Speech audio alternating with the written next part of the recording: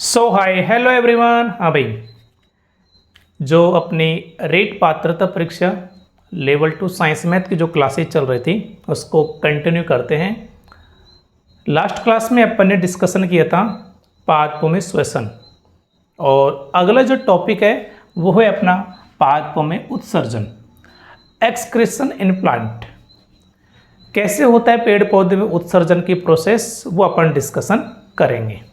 हाँ जी, एक तो मैं आपकी जानकारी के लिए बता दूं, अपनी सारी क्लासेज यूट्यूब पर फ्री ऑफ कॉस्ट अवेलेबल है, और सभी क्लासेज के हैंड रिटन पीडीएफ नोट्स ये मेरे द्वारा बनाए गए नोट्स हैं। ये आपको अपना जो टेलीग्राम चैनल है वहाँ पर मिल जाएंगे। ठीक है, टेलीग्राम चैनल का नाम है गुरु एकेडमी 8116, उसको सर्च करना, ज्वाइन करना, आपको पीडीएफ मिल जाएगी। ठीक है भाई, चलो टॉपिक स्टार्ट करते हैं अपन पादपों में उत्सर्जन। देखो, जैसे जंतुओं में उत्सर्जन के लिए कुछ उत्सर्जी अंग होते हैं, है ना, उत्सर्जी तंत्र होता है। उत्सर्जी अंग कौन कौन से, जैसे आपका किडनी है, स्किन भी होती है ना, पूरा उत्सर्जन तंत्र होता है। लेकिन पेड़ पौधों में ऐसा नहीं होता है। ठीक है भाई, तो कैसे होता है पेड़ पौधे में उत्सर्जन, कौन कौन से उत्सर्जी पदार्थ होते हैं, उन सभी के बारे में अपन चर्चा करेंगे। हाँ जी, तो पादपों में उत्सर्जन हेतु जंतुओं की तरह कोई उत्सर्जी अंग या उत्सर्जी तंत्र नहीं पाया जाता है। तो क्या पाया जाता है वो देखो, और क्या क्या उत्सर्जी पदार्थ होते हैं तो सुनो। पादपों के मुख्य उत्सर्जी उत्पाद O2, CO2 तथा अतिरिक्त जल होता है, जिन्हें क्रमशः, देखो एक बात ध्यान रखना, अब आप लोग सोचेंगे ऑक्सीजन कब से उत्सर्जी पदार्थ होने लग गया, लेकिन देखो प्रकाश संश्लेषण अभिक्रिया में ऑक्सीजन निकलती है, श्वसन में CO2 निकलती है, तो ये ना उत्सर्जी पदार्थ में काउंट होता है। और एनसीईआरटी बुक में साफ साफ ये लाइन लिखी भी है। क्लास 10th की जो एनसीईआरटी है उसमें जो लेसन नंबर 5 है जैव प्रक्रम, वहाँ पर ये लाइन लिखी भी है। ठीक है, तो O2, CO2 तथा अतिरिक्त जल होता है, जिन्हें क्रमशः श्वसन व प्रकाश संश्लेषण प्रक्रिया में प्रयुक्त कर लिया जाता है तथा बाहर उत्सर्जित कर दिया जाता है।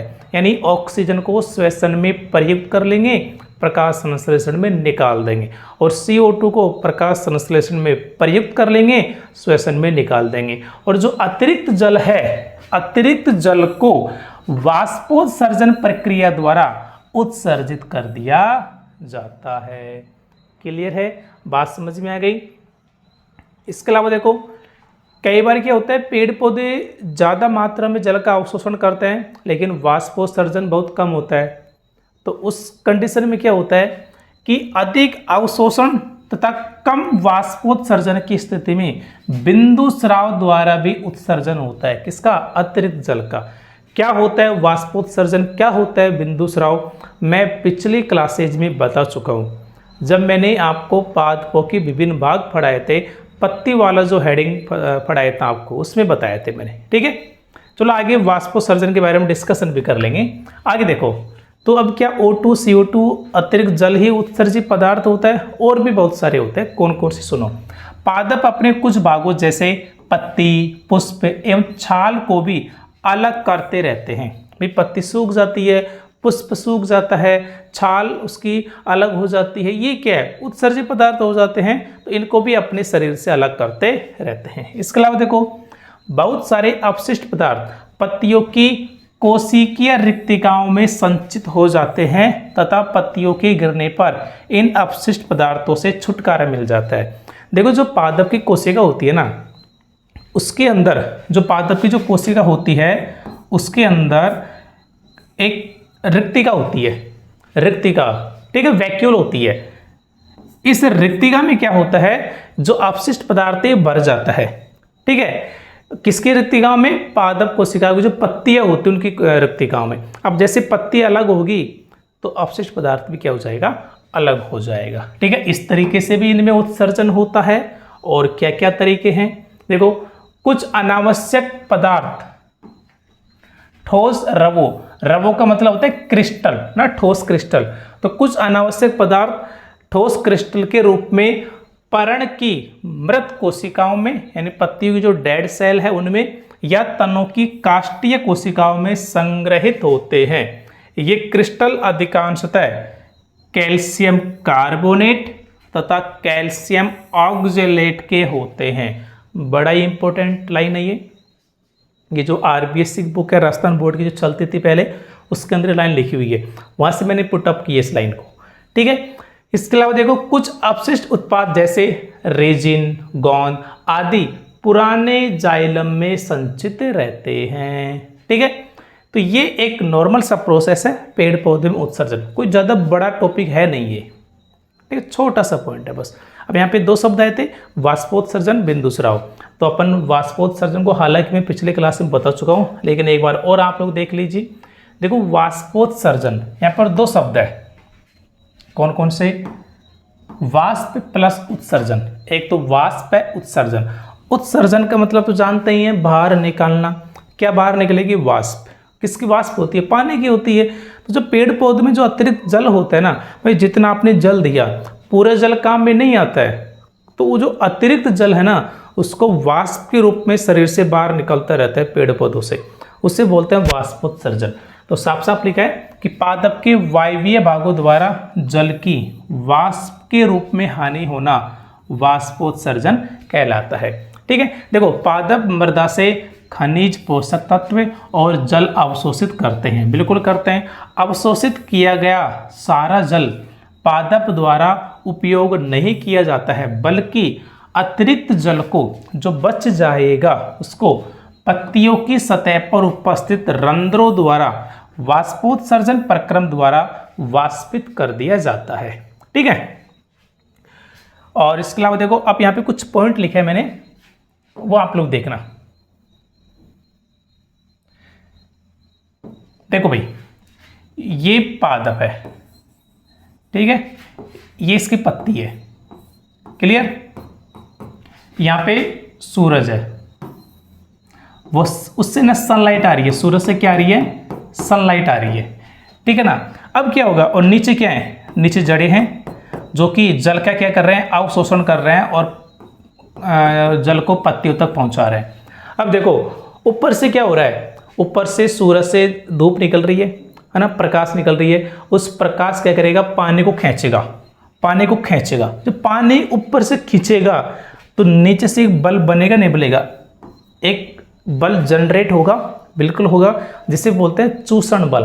क्या बोलते हैं? चूषण बल, यानी पानी को चूस रहे हैं वो। भाई जैसे एक नली है, स्ट्रो है, ठीक है, एक गिलास है, आपने गिलास में स्ट्रो को डाला और आप लोग पानी खींच रहे हो ऊपर की साइड, तो बताओ नीचे से ऊपर पानी आएगा नहीं आएगा? बिल्कुल आएगा। सेम कंडीशन यहाँ पर है कि जो सूरज का प्रकाश है ना, ये पानी को खींच रहा है, तो पानी नीचे से ऊपर की तरफ जाएगा। ठीक है, और इस प्रोसेस का उपयोग जो बड़े बड़े पेड़ पौधे होते हैं ना, उनमें जल को पहुँचाने के लिए किया भी जाते भाई। ठीक है, तो ये बातें अपन डिस्कशन कर रहे हैं। देखो, पत्तियों से जल के वाष्पन से चूषण या अभिकर्षण उत्पन्न हो जाता है, मतलब खिंचाव, पानी का खिंचाव उत्पन्न हो जाता है। ये वैसे ही है जैसे आप स्ट्रो से जल का चूषण करते हैं। जैसे आप लोग जो स्ट्रो होती है ना नली, उससे जो पानी का चूषण करते हैं, नीचे से ऊपर की ओर खींचते हैं, सेम वैसे ही प्रोसेस है।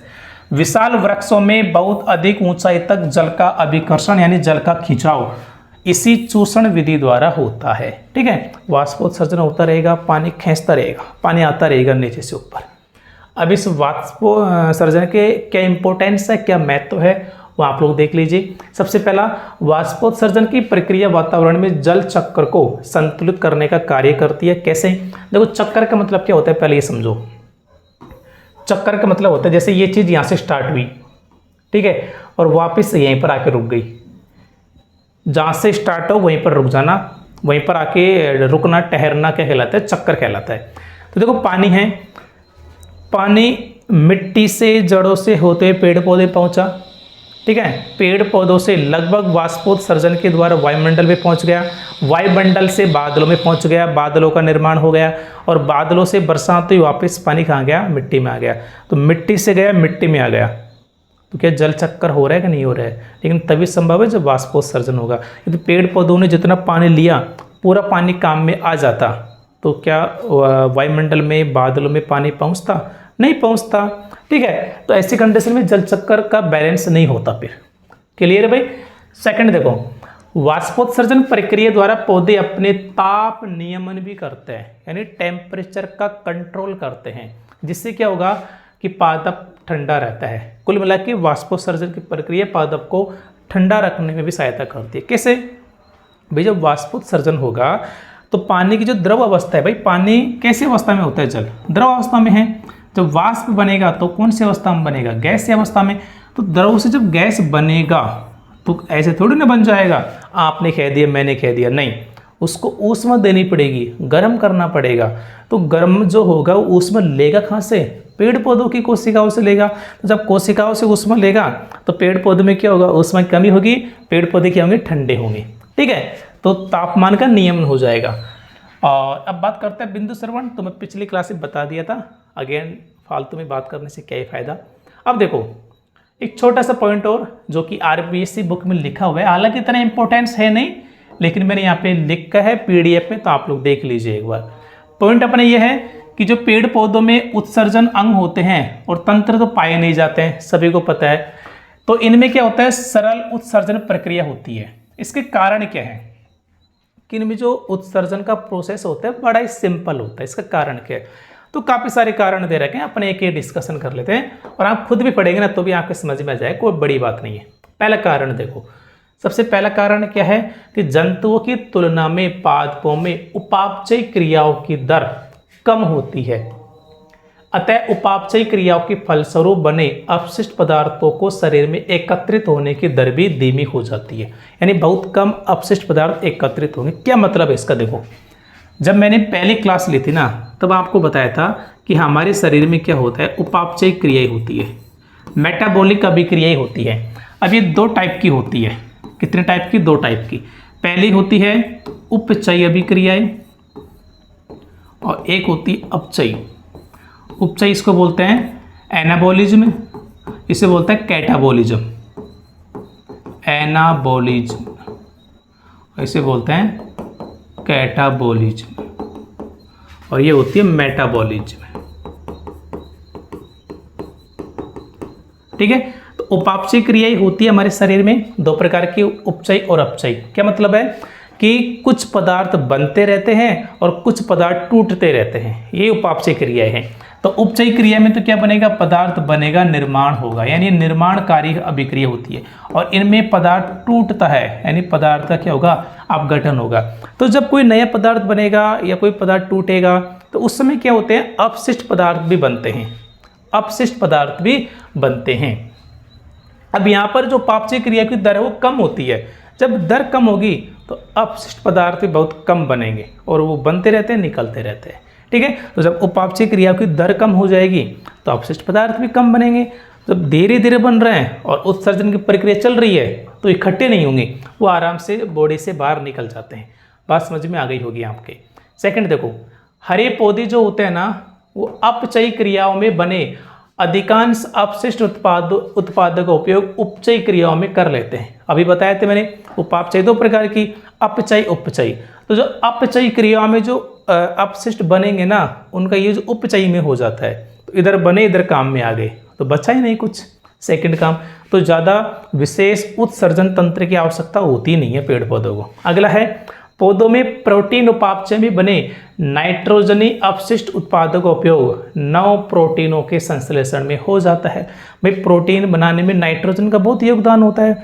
तो इधर जब कोई नाइट्रोजनी पदार्थ बनेगा तो उसमें से नाइट्रोजन का तुरंत उपयोग कर लिया जाता है नई प्रोटीन बनाने में। तो ये लो, अब भी अपशिष्ट पदार्थ नहीं बचे। इसके अलावा देखो, पादपों का उपापचय मुख्यतः कार्बोहाइड्रेट पर आधारित होता है। कार्बोहाइड्रेट के उपापचय से उत्पन्न अंतिम उत्पाद प्रोटीन के उपापचय के उत्पन्न उत्पादों से कहीं कम विषाक्त एवं हानिकारक होते हैं। अतः पादपों में उत्सर्जन की आवश्यकता जंतुओं की तुलना में बहुत कम होती है। फिर भी पादपों में बने कुछ अपशिष्ट उत्पादों का उत्सर्जन अथवा उनका हानि रहित रूप में संग्रह आवश्यक है। देखो, हम कार्बोहाइड्रेट खाते हैं, प्रोटीन खाते हैं, वसा खाते हैं, तीनों की आवश्यकता होती है। पेड़ पौधों को भी तीनों की आवश्यकता होती है, लेकिन मुख्यतः क्या है, मुख्यतः कार्बोहाइड्रेट। और जब कार्बोहाइड्रेट का उपापचय होगा, है ना, ग्लूकोज वगैरह बनेगा, तो उस समय क्या होता है भाई, एक तो ना कार्बोहाइड्रेट, प्रोटीन, वसा, इनका पाचन हो, इनका उपापचय हो, तो काफ़ी सारी अभिक्रियाएं हो जाएगी। एक केवल कार्बोहाइड्रेट का हो तो कम अभिक्रिया होगी, तो अभिक्रिया कम हो रही है तो कम अपशिष्ट उत्पाद बनेंगे। ठीक है, इसका कारण ये है। आगे देखो, अगला पॉइंट क्या है कि जलीय पौधों में कुछ अपशिष्ट पदार्थ, जलीय पौधों में कुछ जो अपशिष्ट पदार्थ होते हैं वो पादप कोशिकाओं की कोशिका भित्ति से होते हुए बाहरी जलीय वातावरण में विस्तृत होते रहते हैं।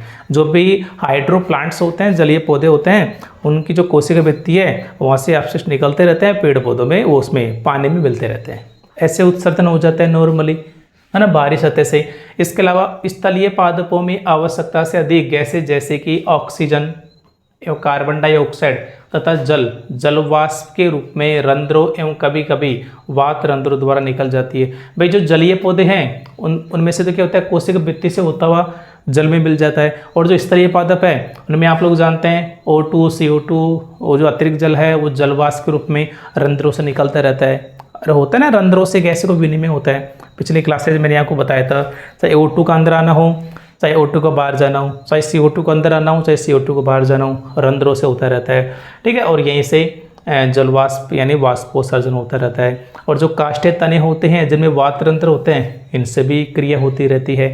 ठीक है, तो ज़्यादा विशेष तंत्रों की आवश्यकता होती नहीं है। इसके अलावा देखो, कुछ अपशिष्ट उत्पाद जैसे कार्बनिक अम्ल गुलित अवस्था में कोशिकाओं की रिक्तिकाओं में संग्रहित होते हैं। अतः ये पदार्थ कोशिकाओं की विभिन्न जैव प्रक्रियाओं में बाधक नहीं पहुंचाते हैं। भाई जो प्लांट की जो कोशिका होती है ना, उसकी जो रिक्तिका होती है वहाँ पर स्टोर हो जाता है, तो जो भी बायोलॉजिकल प्रोसेस होगी उनमें दिक्कत आएगी नहीं। ठीक है, नींबू, संतरा आदि का खट्टा स्वाद इन अम्लों के रिक्तिकाओं में संग्रहण के कारण होता है। जो पादप कोशिका में जो रिक्तिका होती है ना, इसमें ये अम्ल आके जमा हो जाते हैं। ठीक है, इसलिए जब हम खाते हैं ना ये खट्टे पदार्थ, इन्हीं की वजह से खट्टे लगते हैं। आगे देखो, कई अपशिष्ट उत्पाद गुलित अवस्था में रिक्तिका में पाए जाते हैं। ठीक है, ये पदार्थ भले ही पौधों के लिए अनावश्यक हो किंतु हमारे लिए बहुत ही उपयोगी होते हैं। कुल मिला के जो अपशिष्ट पदार्थ है वो रिक्तिका में आ गया तो भी नुकसान नहीं पहुंचाएगा कोशिकाओं को। ठीक है, लास्ट पॉइंट कि कुछ अनावश्यक पदार्थ ठोस क्रिस्टलों के रूप में पत्तियों की मृत कोशिकाओं में या तनों की काष्ठीय कोशिकाओं में संग्रहित होते हैं तथा ये रवे का मतलब क्रिस्टल, तथा ये क्रिस्टल अधिकांशतः कैल्शियम कार्बोनेट तथा कैल्शियम ऑक्जेलेट के होते हैं। ठीक है, तो जैसे ही वहाँ से भी कोशिकाओं के रूप में इकट्ठा हो जाते हैं एक तरीके से ना, गांठ के रूप में, फिर वहाँ से धीरे धीरे रिम्यू होते रहते हैं। तो कुल मिला के क्या है कि पेड़ पौधों में ना काफ़ी छोटे छोटे तरीके हैं जिनसे उत्सर्जित पदार्थ निष्कासित होते रहते हैं। इसके अलावा कुछ उत्सर्जित पदार्थ ऐसे हैं जो वहीं पर काम में आ जाते हैं, जैसे नाइट्रोजन वाले हैं तो वहाँ से नाइट्रोजन का वापस प्रोटीन बनाने में काम में आ जाता है। ठीक है, और भी कई तरीके आपने देखे थे, जो अपचयी क्रियाओं में अपशिष्ट पदार्थ बने थे उपचयी क्रियाओं में काम आ जाते हैं। इसके अलावा रंध्रों के द्वारा होता रहता है वाष्पोत्सर्जन। जो जलीय पौधे हैं उनके कोशिका भित्ति से जल के अंदर अपशिष्ट पदार्थ आ जाते हैं। स्थलीय पौधों में रंध्रों के द्वारा, वात रंध्रों के द्वारा होता रहता है। तो नॉर्मल प्रोसेस से आराम से उत्सर्जन हो जाता है। और जो पापचयी क्रिया होती है बड़ी धीमी होती है, तो धीरे धीरे अपशिष्ट पदार्थ बनते हैं और उत्सर्जन की प्रोसेस से वो बाहर निकलते रहते हैं। तो कोई विशेष उत्सर्जी अंग या तंत्र की आवश्यकता नहीं होती है। तो ये छोटा सा पॉइंट था आपका पादपों में उत्सर्जन, जो कि कंप्लीट होता है। तो वीडियो को लाइक कर देना, प्यार सा कमेंट शेयर तो करना ही है। हालांकि मैं देख रहा हूँ कुछ स्टूडेंट्स वीडियो देखते तो हैं लेकिन चैनल को सब्सक्राइब नहीं करते। देखो, जो स्टार्टिंग में 7 होता है ना वो हमेशा याद रहते हैं, ये ध्यान रखना। हमारी 0 से शुरुआत है, कोई बड़ा प्लेटफॉर्म नहीं है, कम ऑडियंस है, लेकिन ये इसका मतलब ये नहीं है कि कंटेंट में दम नहीं है। कंटेंट सुपर सॉलिड कंटेंट है। आप लोग किसी भी बड़े से बड़े टीचर का उठा के देख लेना, है ना, जिनके भर भर के व्यूज आते हो। व्यूज से मतलब होता नहीं है, लेकिन अभी हम छोटे क्रिएटर हैं तो मैं आगे तक जाने के लिए देखो ये चीज़ें, बच्चों का ट्रैफिक आना ज़रूरी है। बच्चों तक बातें पहुंच ही नहीं रही ना, बच्चों तक बातें कौन पहुंचाएगा, आप लोग पहुंचाएंगे। और आप लोग शेयर करने में कंजूसी करते हो भाई, ठीक है। थोड़ा सपोर्ट कीजिए। कंटेंट आप लोग पुराने साल किसी ने उठा के देख लीजिए, किसी ने मिल रहा है कि नहीं मिल रहा है, और आने वाली एग्जाम में भी आप लोग देख लेने की वादा है। क्योंकि RBSC NCERT वही जो मूल पुस्तकें हैं इनसे बाहर थोड़ी ना जाएगा। जो गवर्नमेंट हमें पढ़ाती है, जो पढ़ने के लिए बुक देती है, इनसे बाहर थोड़ी ना कुछ जाएगा, और जाएगा तो सबके लिए जाएगा, ठीक है। इसमें तो टेंशन लेने की कतई आवश्यकता नहीं है। तो आप लोग सभी वीडियो को लाइक कर दो, प्यार से कमेंट हमारे लिए मोटिवेशन के लिए, और वीडियो को शेयर करना है। मिलते हैं अगले वीडियो में, तब तक के लिए थैंक यू।